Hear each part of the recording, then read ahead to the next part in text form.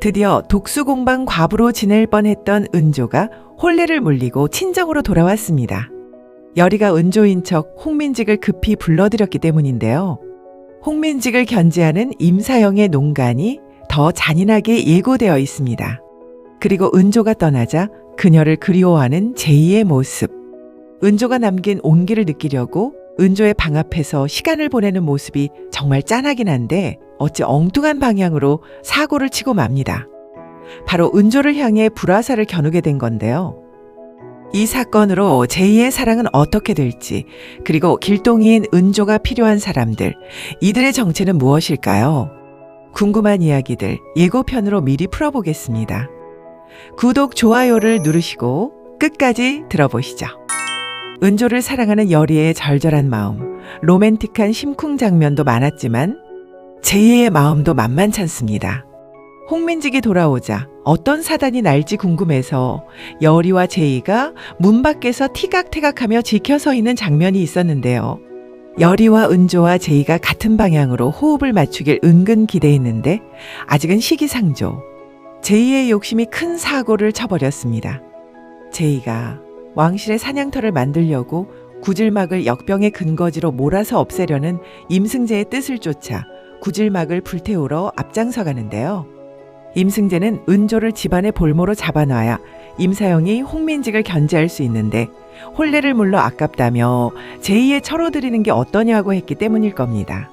임승재의 말에 쐐기라도 받고 싶은 마음에 시키는 대로 할 뿐이라는 핑계를 대며 얼른 구질막을 향해 간 것이 아닌가 싶은데요. 사랑의 마음이 이렇게 위험한 결과를 만들다니 말이죠. 구질막 사람들을 대피시키러 먼저 간 은조에게 불화살을 겨누는 일이란 걸 꿈에도 몰랐을 테니 말입니다. 물론 쏜살같이 달려온 여리 덕에 은조도 살리고 구질막의 공격은 일단락될 텐데요. 제이의 심정이 입장이 말이 아닙니다. 자신이 은조를 위협했다는 사실에 얼마나 자책을 할지. 그 누구의 허락도 없이 임승재의 욕심으로 진행된 일이라 임사영은 임금이나 다른 관료들로부터 비난을 받게 될 것이고 제이는 여리에게 심하게 질책을 당하는데요. 여기에 주눅이 들 제이가 아니죠. 오히려 임승재의 말대로 은조가 자기와 결혼하게 될 거라며 여리를 도발하는 모습 같아 보이죠? 청혼까지 한 여리지만 은조는 자신과 결혼할 거라는 말을 못하는 여리의 마음이 얼마나 답답하고 비참할지 여리는 홍민직의 강경한 반대로 은조의 행복을 위해 놓아줄 마음을 먹는데요. 하지만 전진을 위한 일보 후퇴일 겁니다. 지니어스한 여리는 분명히 방법을 찾아낼 것이니 말이죠.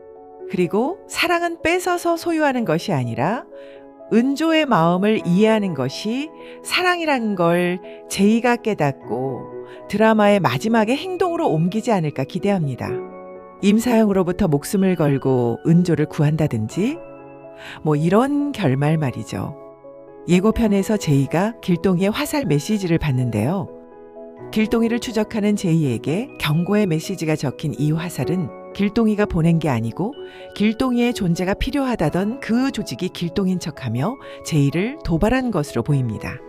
백성들은 부활했다고 믿고 싶을 정도로 바라는 길동이의 존재를 잊지 말라는 경각심을 주려고 하는 건데요. 그들이 은조에게 원하는 길동이의 활동은 이런 것을 바라는 것인 것 같습니다. 제이는 임사영의 명에 따라 대군과 길동이 연결되어 있다고 믿고 여전히 추적하고 있죠. 그리고 길동을 감싸는 여리의 행동을 보며 길동이가 여리의 주변인이라고 의심할 수도 있을 것 같은데요.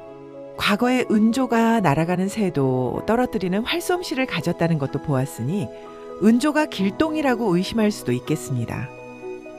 이제 관건은 임사영이 얼마나 잔인한 말로 제이를 무너뜨리고 비열한 짓을 하는지가 중요한데요.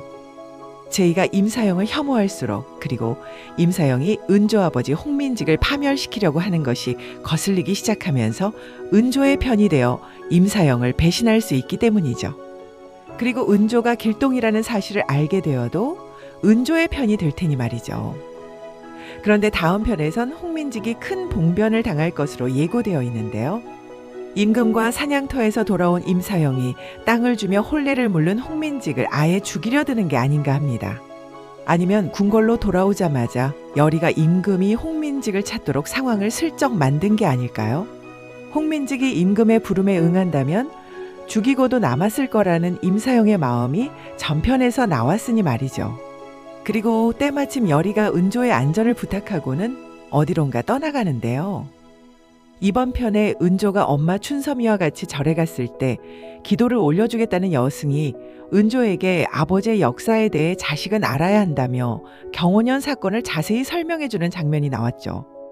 특히 임금이 충원으로 목숨을 잃을 뻔한 홍민직과 간원으로 살아남은 임사영을 대비해서 강조를 했고, 임사영과 꼭두각시인 관료들이 조정을 채우고 있다고 했었는데요. 이들의 존재에 대해선 뒤에서 다시 말씀드릴게요. 이런 사실을 알게 된 은조는 아버지 홍민직이 임사영에게 당했다는 것을 쉽게 추측하지 않을까 합니다. 그리고 아버지를 위해 그간 놓았던 길동이의 탈을 쓰고 임사영에게 경고를 한다거나 증거를 가져오기 위해 나설 것 같은데요. 뇌피셜로 좀 더 이야기를 풀어보자면 임사영의 집에 나타난 길동이를 무술의 강한 제의가 막아서고 은조는 목숨이 위태로운 상황에 직면할 수도 있습니다. 그런데 그때 멀리 길을 나섰던 여리와 몸이 바뀌는 거죠. 은조와 여리가 몸이 바뀌는 순간은 은조의 목숨이 위험할 때였거든요. 한 번 더 몸이 바뀐 여리는 길동의 모습으로 제이와 대결해서 무사히 빠져나가게 되고 임사영이 홍민직에게 벌인 사단을 보게 됩니다. 그리고 폭군인 임금이 문제가 아니라 임사영이 모든 것을 쥐고 임금마저도 위협하고 있다는 것을 각성하게 되지 않을까요? 자기 몸으로 돌아온 여리는 임사영이 임금을 내치고 나라를 삼킬 수도 있는 것을 막기 위해 임금에게 뭔가 제안을 할 것 같습니다. 임사영의 간언을 의심하게 한다든지 홍민직에 대해 이야기한다든지 말이죠.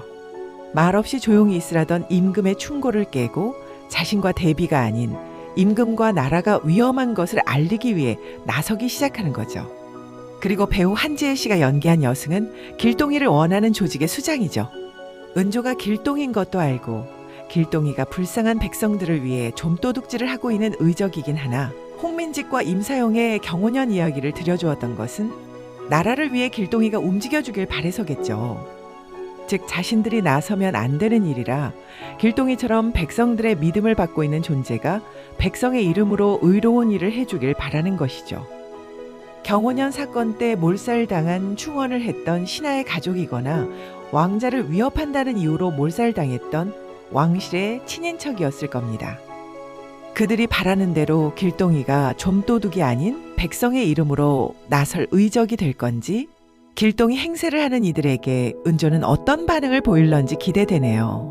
다음 화에선 여리가 은조의 곁을 비우자 제2의 탈선과 임사영의 음모가 은조에게 위협으로 다가올 것 같은데요.